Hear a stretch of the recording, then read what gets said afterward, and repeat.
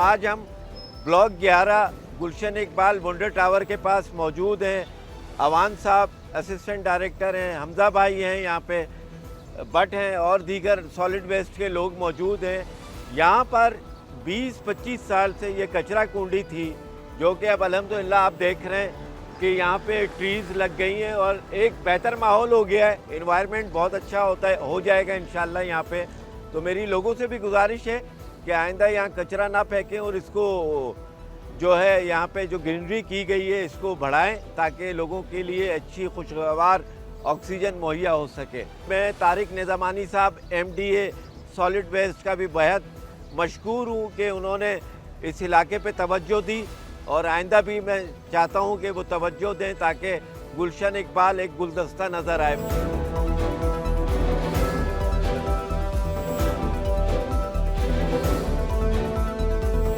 अभी इस वक्त हम खड़े हैं UC6 में। आरिफ लग्जरी ये पॉइंट है जो डंपिंग पॉइंट थी। यहाँ पे अफ़गानीज़ वगैरह और बाकी प्राइवेट जो है व्हीकल्स यहाँ पे खाली होते थे और हमें जो है MD साहब की तरफ से और कमिश्नर कराची की तरफ से हिदायत थी कि इस पॉइंट को ख़त्म किया जाए।